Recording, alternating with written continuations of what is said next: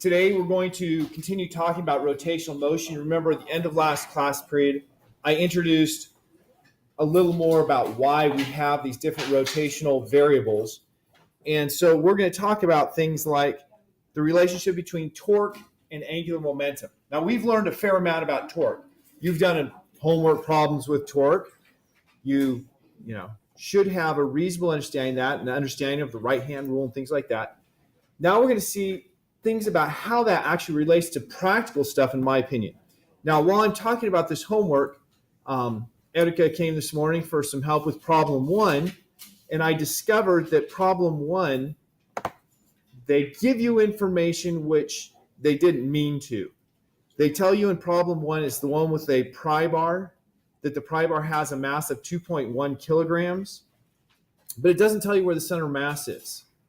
And without knowing the center of mass, you actually can't exactly solve the problem. You can find a range. The answer has to be between this and this, but you can't exactly solve it.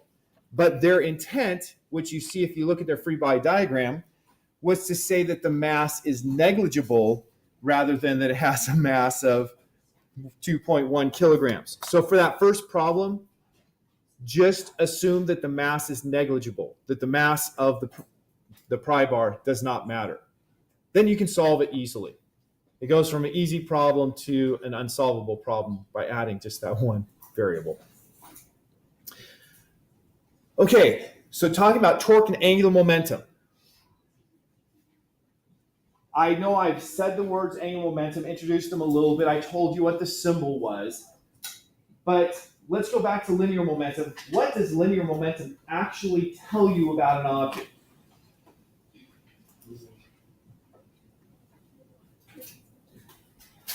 If I say Manchester City still has a lot of momentum, what does that mean? That they have a lot of mass going in one direction, Alex says. In sports, we use this all the time. Right now, we would say no team in the AFC West has any momentum at all, unless you want to consider San Diego's 16-17 victory over the Raiders. Momentum, don't we? Momentum means it's going to be hard to stop. Something has more momentum, it's going to be harder to stop. And so angular momentum is just a rotational equivalent. So if something has a large amount of angular momentum, it's going to be hard to stop. It's rotation. If it has a small amount of angular momentum, it's going to be easy to stop. It's rotation. So it's a very simple functional meaning. And of course, you want to talk about how that relates to things like, this figure skater doing ungodly things that would break things in my body, and the tornado. So let's start with this figure skater. Probably somewhere in your life, you were forced to watch figure skating, right? They show it on the Olympics, and you got somebody in your house who's like, oh, I want to watch the fake judging, So you watch the figure skating, and they do some amazing things, right? Those figure skaters are amazing athletes. For as much as I don't like their sport, I can't say, oh, yeah, they're. By the way, it's really cool. My alma mater from college, La Sierra, actually has a world-class figure skater as a student. But staying on topic, when figure skaters do spins, now she's doing a contortion I will never try to reproduce here. But in a normal spin, how does a figure skater start the spin? What are they doing before they spin? Okay, they're skating along, their hands are where? You got their hands out here. And they're looking all kinds of graceful. And then what do? Okay, they pull them in, but just before they pull them in, they do something else. Yeah, with their feet. They're going to take their foot, swing it out here, and then bring it in the hands at the same time. And what happens when they do that? Go faster. They go faster. So, just for demonstration purposes, I'm a figure skater, la la la la la, and I go like this, and see, I don't pull it in. Okay, so I hit that, so that doesn't count. But I go, and I don't pull anything in, I spin that fast, right? But if I pull it in, okay, get by me so I don't kick you. If I pull it in, do the same thing, I spin a lot faster. We all have seen this, right? We've seen the same things. When I was a kid, I loved to watch Wide World of Sports, and they had cliff diving from Acapulco. It was one of the things I'd watch every year. And it's amazing to watch those guys. They dive off, and I was just watching something yesterday. As they're coming down, they tuck. And what happens to the rotation when they tuck? They spin a lot faster. So what I'm talking about here is, why is all that occurring?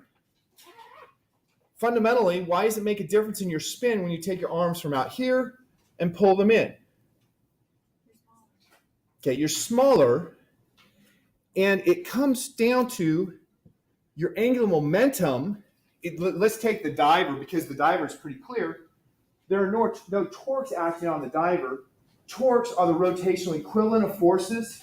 So torques are required to change the angular momentum, since angular momentum is clearly the rotation equivalent of momentum. So if you have a net torque of 0, then your angular momentum won't change.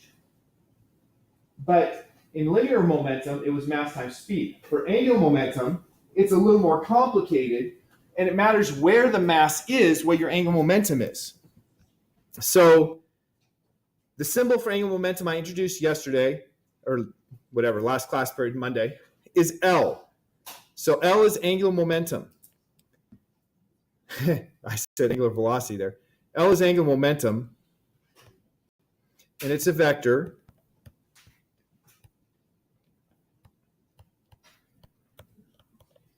Now these are bold, but I'm going to put vector signs over them just to make it clear. The angular momentum vector is I omega vector. Now, if we look at the second hand on the clock, let's pretend, for purposes of the class, that this is a smooth moving second hand. So it's moving at a constant angular velocity. What direction is the angular velocity of the second hand pointing?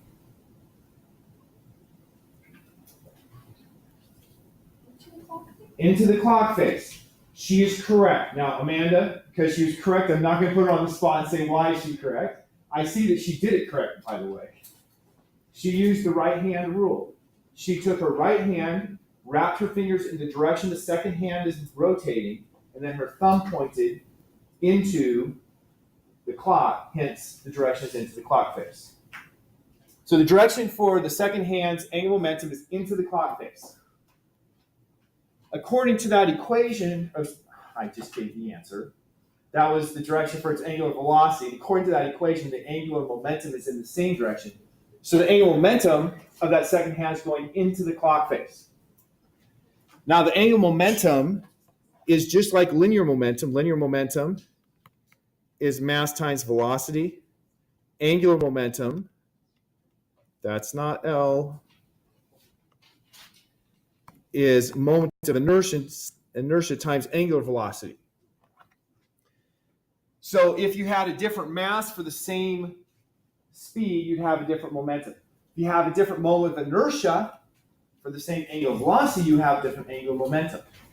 Now in the case of the ice skater, of course the mass was staying the same, but the moment of inertia has to do with the position of the mass, and so by changing where their mass is, they were changing their moment of inertia. So it was the same when they brought their arms in, it was lowering the moment of inertia. But if the angular momentum stays the same and you lower your moment of inertia, what has to happen to the angular velocity? It's going to have to go up. So our first of our 3 clicker questions for the day. What direction is the angular momentum of the second hand on a clock? We just went through this. Hopefully we'll all nail it, especially Amanda, who, by the way, did get it right. Just, for the clicker question. Oh, look at that, Trace. Just standing up is all you needed. It's like the batters are getting better.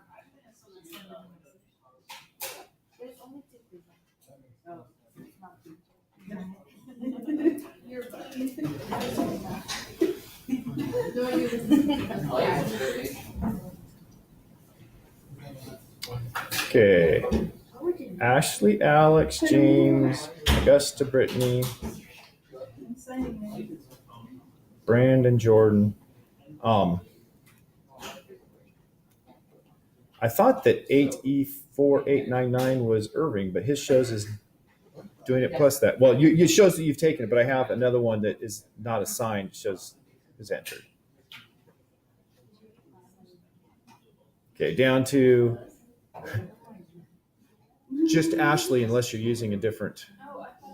You're using a different one because it just changed color when you did that. So, okay, so what we have here is 25 said going into the clock face, 1 said coming out of the clock face. Now, I just realized there's only one card here, and it's Augusta. So, Augusta, tell us your answer and, more importantly, your reason. Okay, what was your reason?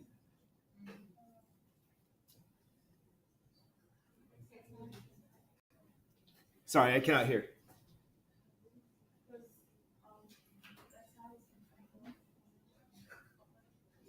Okay, but you do need to use your right hand, not your left hand. Yeah. Okay, so using the right hand rule, she determined the direction was into the clock face. Now, looking at a rotational dynamics to remind us of what moment of inertia is and why it changes when the skater brings her arms in or when the cliff diver goes into a tuck. We had kinetic energy, for normal kinetic energy, 1/2 mass times speed squared. If we have something that's rotating, then depending on the radius, you have a different speed. Because it turns out that something's rotating, the tangential speed is equal to the angular velocity multiplied by the radius. So if I take this and perfect. And substitute it there, then I'm going to have 1/2 mass times omega times radius quantity squared. Well, we square that and we reposition things. So I have 1/2 mass times radius squared times omega squared. Yes, I had a typo there. And we say, let's call this thing in parentheses the moment of inertia. Now, if I have a rigid object, I have to take the kinetic energy of each little piece of that object. So that's why there's a summation, because you're adding up all of the different pieces. And so now if we take the example of the figure skater, of course, from the shoulders down is pretty much staying the same. It's just the arms moving in and out, and of course the one leg moving in and out. And so when you have the one leg and two arms out, you have some mass that's farther away from the axis of rotation. That radius is the distance from the axis of rotation out to the mass. So it doesn't matter how high it is on the body, it just matters how far away horizontally from the axis of rotation. So when she's like this, she's got that foot way out there, the hands way out there, arms somewhere in between. She brings it in, and it's all real close. So the R went down significantly for some of her mass. And if the R goes down, what is that due to the total moment of inertia? The moment of inertia, the I, since that's proportional to R squared, that goes down. And so the moment of inertia decreased, but because there is no, now on the figure skater, it's a little more complicated because they're on a little blade, and goodness knows there's got to be some amount of torque on that ice skate blade. I don't know how much, but it's a fairly small torque, so their angular momentum stays roughly constant. We know that by watching them. They don't slow down appreciably when they're spinning, but it seems odd. So if the angular momentum stays constant and I goes down, then the angular speed has to go up. Now I want to look at these equations with a little more care. This definition of angular momentum, R cross P. Yes, the angular momentum is technically defined as a cross product. It's the radius from the axis of rotation to where each piece of mass is, cross with the momentum of the piece of mass. So what does a cross product mean? You're multiplying the perpendicular parts. So we usually say the perpendicular radius times the mass times the speed.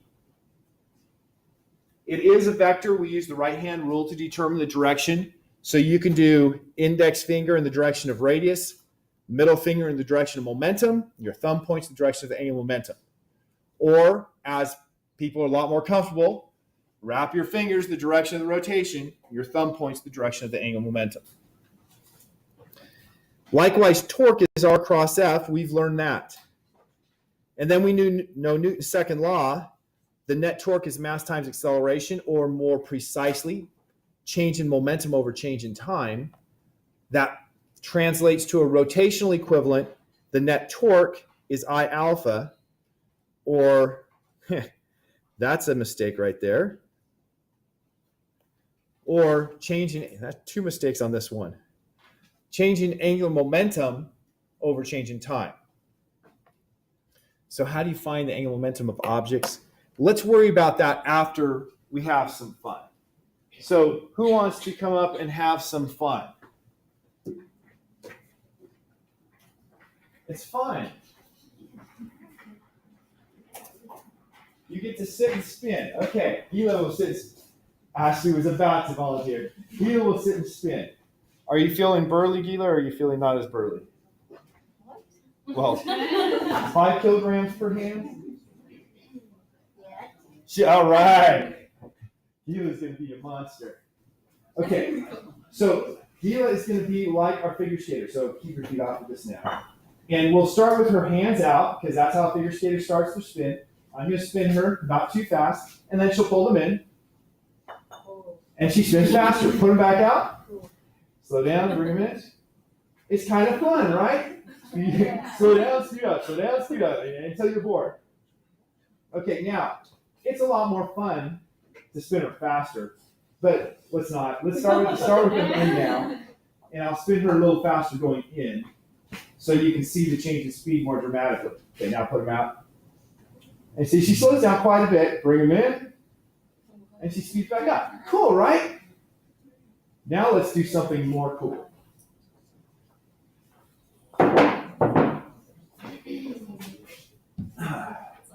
Got to make sure you don't get your jacket caught in this. Okay, so now we're going to have a wheel. Just so you don't get tired early. I'm going to take the wheel and I'm going to spin it like, yeah. It now has angular momentum. What direction is the angular momentum pointing? Towards me, because we use the right hand, we wrap it like that, thumb points toward me. So I'm going to give it to her, and so right now, her angular momentum in the vertical direction has what value?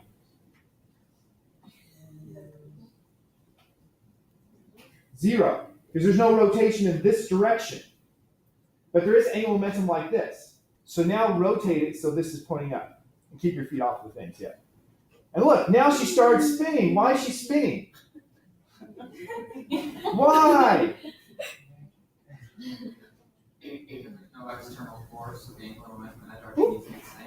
Okay. Now, we have to be careful with Alex's correct explanation. We had forces acting on Gila. What direction are the forces acting on Gila due to the chair? Up. And of course, there's force gravity down. So there are vertical forces on her. What direction can a vertical force make a torque? It has to be horizontal, because the torque is always perpendicular to the force. So a vertical force can only make a horizontal torque, which means that her torque in the vertical direction due to the chair is 0 because the chair rotates freely. So that means in the vertical direction, her angular momentum is conserved. In the horizontal direction, it's not. Otherwise, what would have happened when she rotated it? She would have keep pulling out of the chair. But she had the force of the chair on her hip to give her counter torque so she didn't fall over. Now, we can make this more fun. We will, here, I'll spin it separately. We'll start with it. So it's now pointing, angular momentum is pointing up. Now flip it 180 degrees. Oh, Lord. Keep going. Okay. You can see the torque on her body. But she gets, it went from having angular momentum down or up to now the angular momentum of the wheel is down. So she's rotating to make her body have an angular momentum up, to make the total angular momentum when it started. Now she's slowing down because guess what? There is some friction in my chair. And so it's fun to play with these. And what are these used for? Things like stabilizing. Things like stabilizing. You send up a satellite. One of the things we don't like our satellites to do is go wow, wow, wow, wow, wow. And so they put in gyroscopes, things like this, to stabilize them.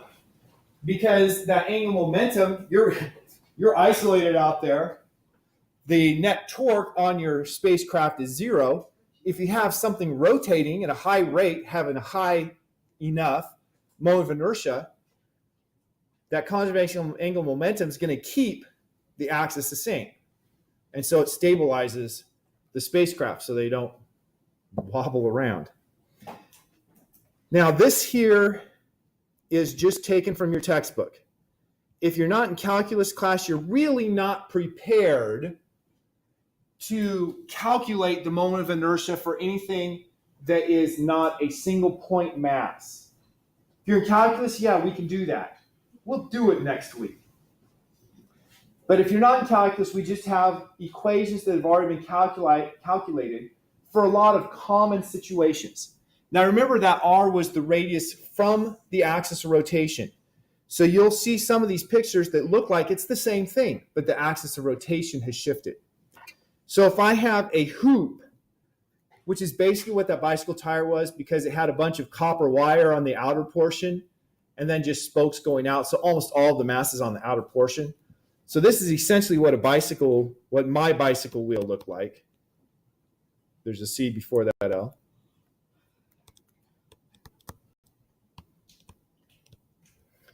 Then all of the mass is effectively at the same radius r. And so that means doing the sum of all pieces of mass of 1/2 mr squared, of mr squared. Since they all have the same r, it's just going to be the total mass times radius squared. So the moment of inertia for a hoop is just mr squared.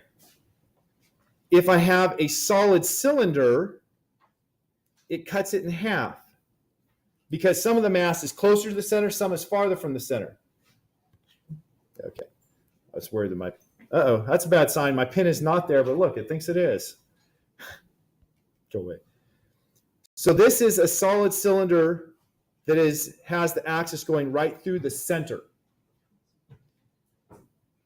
This is a solid cylinder that's being spun about the center. Well, it's being spun like this. Then your mass is distributed completely differently, and you see that it's mass times length squared over 12. And if I shift to doing the end, it's mass times length squared over 3. I don't expect people in Physics 151 to memorize these or to be able to derive them, but I do expect you to be able to look at a situation and say, oh, that is this configuration, so the moment of inertia is this. So you simply have to be able to look at these and figure out which moment of inertia applies. Here is a solid ball, solid sphere, if it is spinning about the center of the sphere. Here is a thin spherical shell that's spinning about the same center. Which one is a tennis ball? It's the thin spherical shell because it's not solid throughout. Whereas this is solid throughout. This is the solid sphere. Now down here, the hoop about any diameter. This was a hoop. This is a hoop, but one is going around like this and one's just going in circle. So different moments of inertia. This is a rectangular plate. So you have this in your textbook. That is just the figure from your textbook. You need to be able to identify what's the moment of inertia for this object and be able to use it. Now, I think my next trick, my next one, I'm putting a whole bunch of ideas out here, and then we'll go back to playing, because physics, we love to play with things. Work. What is the equation that you have learned for work? Okay, not just force times distance. There's another thing. Okay, force times the distance parallel. I can put delta x. Or force dot delta x which is fundamentally force delta x times cosine of the angle between force and the distance traveled. That's what you've learned for work. So if I have something that's rotating, we have here something to lead us. It's not a proof, but to lead us. If I have a wheel and I apply a force that is tangential to the wheel, and that force travels, it moves a certain angle, delta s, as it travels, how much work would be done there? If I apply this force F net over distance delta s, what is the work?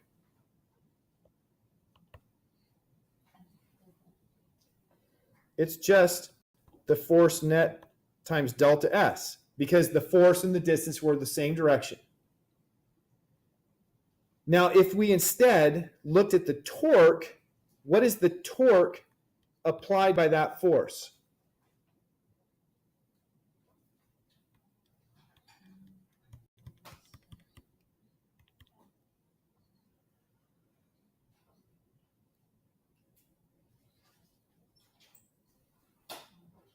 What do I get if I apply torque as R cross F?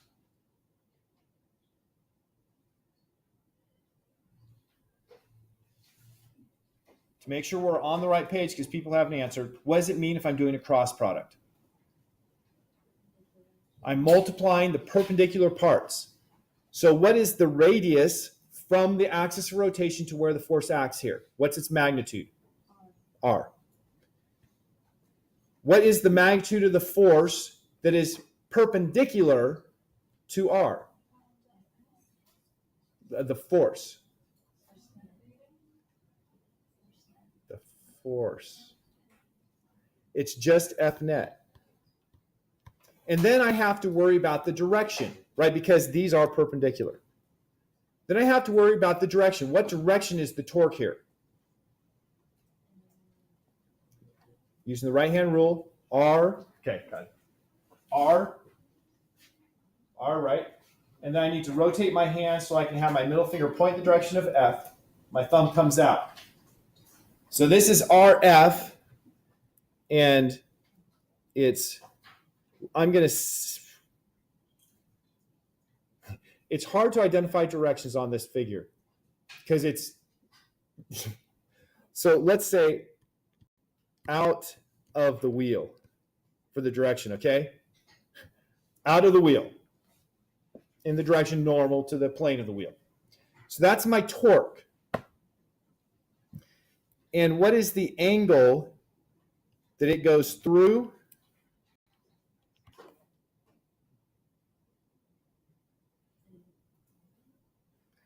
The angle is going to be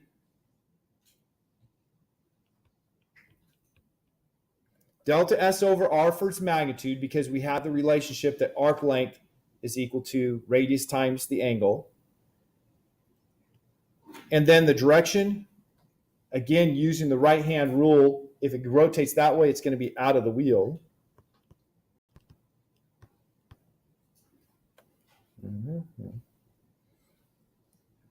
And so it turns out that if we do this, remember I said this is not a proof. If we take torque, the rotational equivalent to force, and dot that with the angle change, the rotational equivalent to distance, that's going to be, they're both in the same direction. So my dot product is multiplying things in the same direction, you get a scalar. And I would have R times F net times delta S over R. Notice the dot now means multiplication if there's no vector signs. The R's cancel. And thus, rotational work is torque dot change in angle. So we have a way of calculating the rotational work, just like we could calculate the work from a linear force. Now I want to go to something that's really important that Mr. Reese covered, and that is power. Power is not part of today's lecture, but because I wasn't here, I want to make sure that at least I, Richard Webb, have talked about it before you have the next exam. What is power? Power What was the thing you said on top? Okay. Power is work over time. That's the definition of power. Now you'll see a few others like change in energy over time, energy converted over time. But power is the rate of energy conversion in one way or another. The reason I want to make sure I talk about it here is because it's going to come up over and over throughout the rest of the semester. And oftentimes people will forget that they even learned what power was. They kind of think power is the same as energy. If we look at this, what are the units of work? Joules. And the units of time, of course, are seconds. So the unit for power is a joule per second, which we call a watt. Or obviously we usually write just equals capital W. Now comes a confusing point you have to be aware of. W as a unit is watt for power. W as a symbol is work.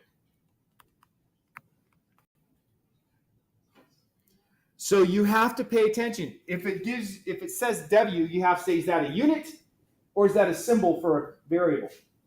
And this is why I never use the symbol W for weight, because then you'd have the same symbol for weight and for work.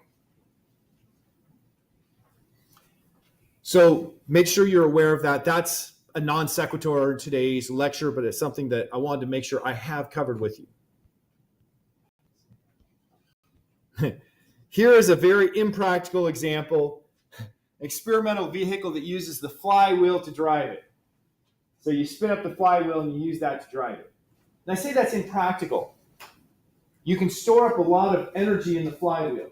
Like if you have that thing spinning fast and it's weighted nicely, it'll have a lot of energy, a lot of rotational kinetic energy.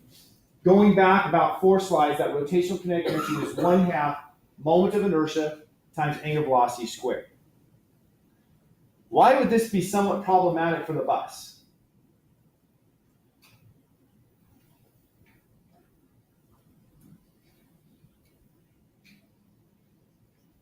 Let's say the bus is driving down the road and it decides to turn. So you put a torque on that thing, and that's going to cause a change in the angular momentum, and you have certain kinds of tipping problems. Like if the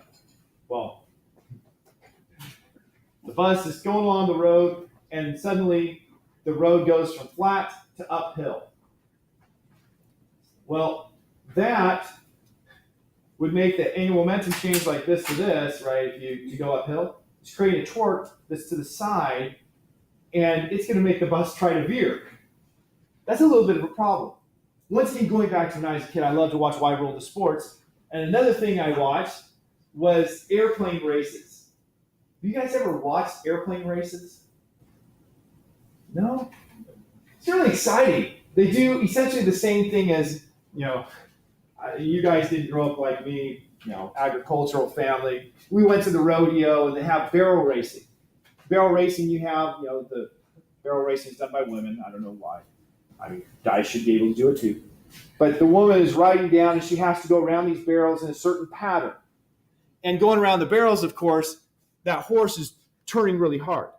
Well, if you do that with an airplane, that's what they do with airplane races. They're doing a course where they have to go around these pylons. Very similar. But the airplane has a prop that's rotating. And if you have a rotating prop, that means that the prop has an angular momentum.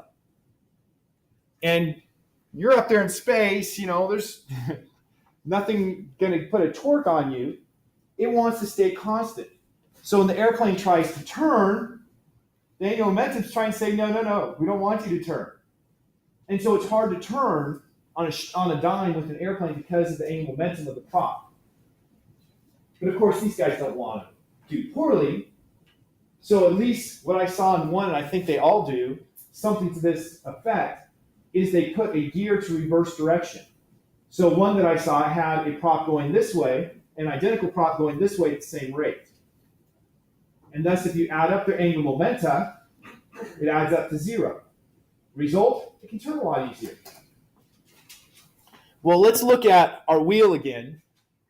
And imagine we're riding a bicycle. So I'm riding a bicycle. The bicycle wheel is turning like this. What direction is the angular momentum as the bicycle wheel is rotating? To my left, right, forward, backward, up, down. Take your right hand, rotate the direction it's rotating, thumb points to my left. So as you're riding a bicycle, the angular momentum of the front tire, I'm only going to focus on the front tire here, because that's the only one that can do this. The angular momentum of that front tire is pointing to your left. Is that a problem? No, that's not a problem. Until you want to turn, because when I want to turn, I'm going to, well, what do I do when I want to turn? I lean a little. If I lean a little, okay, let me spin this faster.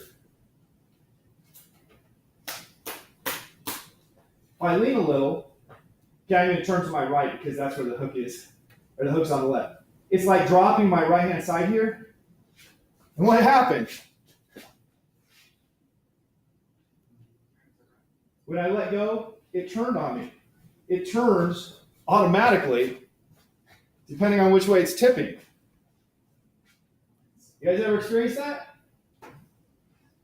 Yeah, I hope so. If you've ever ridden a bicycle, you've experienced that. You lean to the left, right? I learned as a young buck that I could ride my bicycle down the road, no hands. I lean a little to my left, and the wheel turns to the left. I lean a little to my right, and the wheel turns to the right. And so I could ride without using my hands. It's all physics, of course. When I'm 10 years old, I didn't understand the physics of it. I just knew I could. And I imagine at this point, most of you still don't understand the physics of it. Am I right? So let's look at that relationship to get the feel for it. Don't want to go to the next one. The relationship is, going back to torque net is equal to change in angular momentum over change in time. So let's look at the bicycle, and I will do two views for the bicycle. A top view. So here's my bicycle, and I have angular momentum. So the bicycle is going this direction. And I have the angular momentum of that front tire is pointing to the left.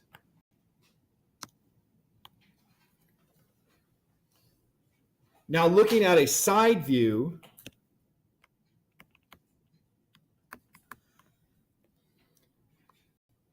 here's the ground. And again, I have the angular momentum to the left. Now if I lean, which way should I lean, left or right? Like only one direction at a time. Okay, I heard left. So if I lean left, this is going to shift to, here's the ground.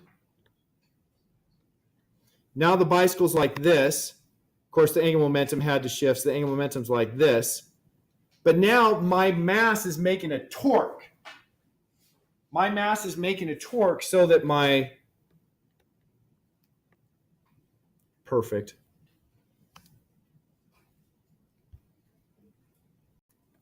Just that. My force of gravity is like this. About that pivot point, what direction is the torque created by my mass when I lean to the left?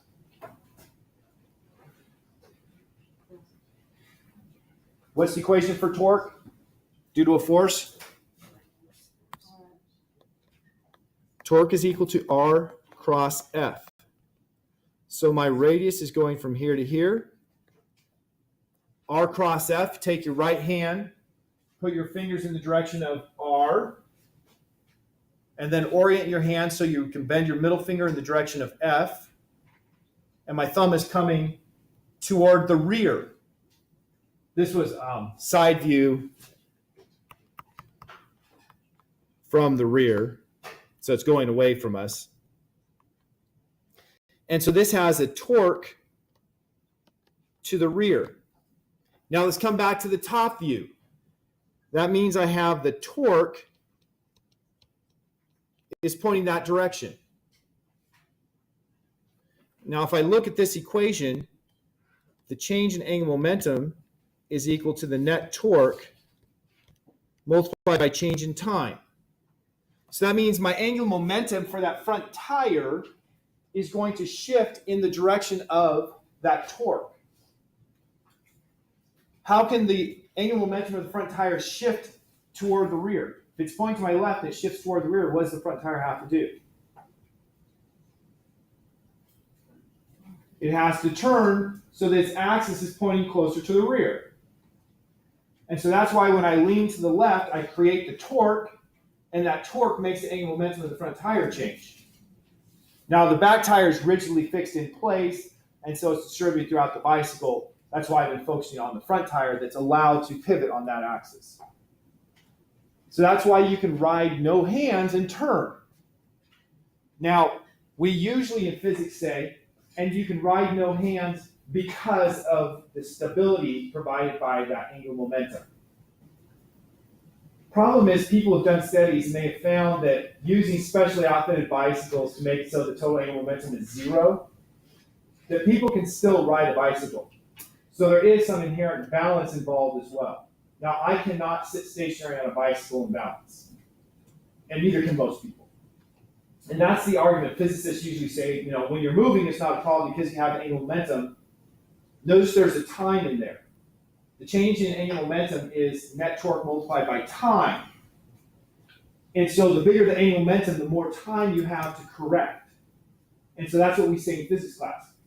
That is an effect, but apparently there's other effects that you can correct those little wobbles when you're riding. I don't know. I haven't done the actual research. It certainly made sense to me to say that we can ride a bicycle because of that angular momentum. Do you understand why a bicycle turns when you don't use your hands? Now, I had a biker in my class once. Next year, she was my TA. And she said, well, if that's true, then why is it when I'm riding my Harley down the freeway and I want to turn left, I push forward on the left side of the handlebar? And I was like, you do? Because I didn't know. The only motorcycle ride I've done is out in the Philippines riding my dad's motorbike, bouncing around on the road. Nothing like that. And so, I had to sit down and look at it. And it's more complicated when you push the handlebar forward on the left side. Then that's going to create a torque that makes the bicycle lean down, or the motorcycle lean down, and then the motorcycle leaning down creates the torque that makes it push back on your hand. So you push forward and it pushes back harder and comes back on you. So the end result is you push forward for it to come back on its own against your push. But it was a little more complicated. I did not have a ready answer, and it was outside of my experience. At least one person is nodding his head, which I assume means he's actually ridden a motorcycle on a freeway speeds. Not part of my experience. Okay, we're now going to do a race. And I am going to have somebody, let me move this forward so you can answer. I've got these 2 cans of soup. I went and bought them last night. This is $2.50 of Richard Webb's private money right here. One is vegetarian vegetable. There's no way I probably should have bought like hearty beef or something. It would have worked better, but I cannot make it justifiable for them to make meat soups. And then I got cream of mushroom for the other one. I was looking for just your simple tomato because cream of mushroom usually has little chunks of mushroom in it. But the goal here was to get something that's fully creamy versus something that's chunky. And what I'm going to do is I'm going to race them down the track, and we'll see which one wins. And so the question for you to ask right now is, which one's going to win when they cruise on down the track? And so this is not one where I expect you to have the right answer. I want you to think about what you think makes sense, and then we'll see if you're right. Because if you have the right answer on this, wow. Yes, Eric? Do they weigh the same? Yes, they're exactly the same mass. They're the same radius.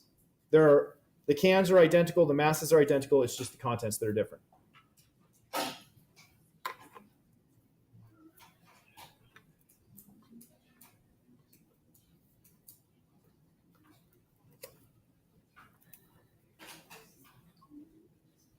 And they're both reasonably full.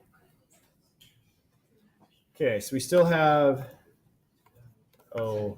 Alex and Becky.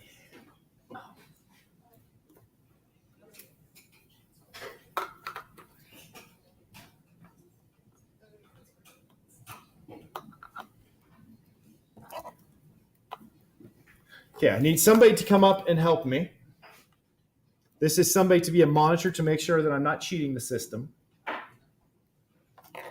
So what we're going to do is I'll just have her start it. That way you know I'm not cheating the system.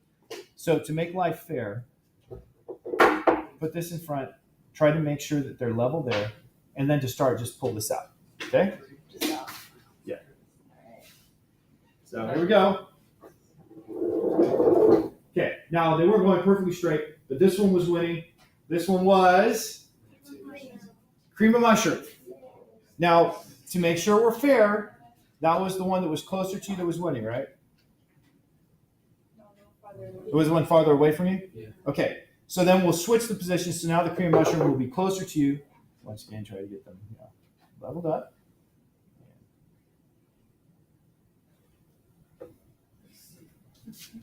Do they look leveled up to you? Because this is kind of important. You don't want to have like, this one's got a head start. Okay, go ahead. Uh-oh. Cream of mushroom was winning. Both times. That seems definitive, right? Yes. So cream of mushrooms was the winner. Now, what people put in was 4 said vegetarian, 13 said cream of mushroom, and 8 said they would tie. Turned out it was cream of mushroom.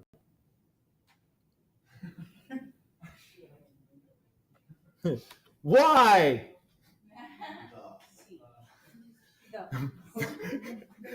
There used to be something there. Yeah.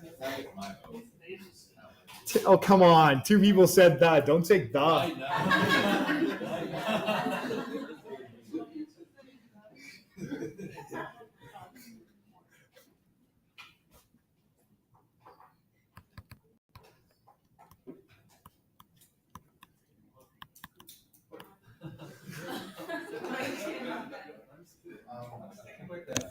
Sticking with that.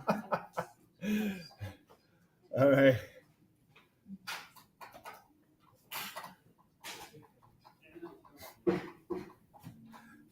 Yeah, make trace move. That's what I'm talking about. Okay, James.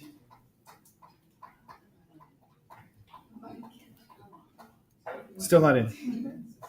There it is. Thank you, James.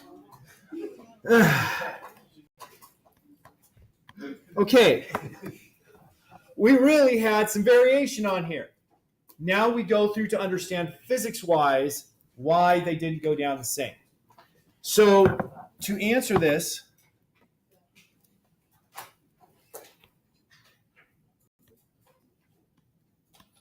we had some angle theta. You start at the top, and I am going to answer this using exclusively work energy. I'm going to compare the final speed with the initial speed. The one with the greater final speed should be the winner, right? So what's the energy it starts with? Starts with potential energy, which is equal to mgh. They both have the same initial potential energy, and kinetic energy starts out as 0. At the bottom, what does it have? Okay, potential energy final equals 0, and what's the kinetic energy final? It has 1/2 mv squared for its translational kinetic energy for the center of mass's kinetic energy, but it also has rotation about the center of mass. So I have to account for both, and so I have that plus 1/2 I omega squared. Well, omega is just V over R, so that's equal to 1/2 m v, that's not a v, v squared plus 1/2 I v squared over R squared. Or simply put, 1/2 parenthesis m plus I over r squared v squared. So the one that's going the fastest will have to have the smallest thing in parentheses because it has the same kinetic energy. It's just how is it distributed. And so what's going to make the smallest thing in parentheses?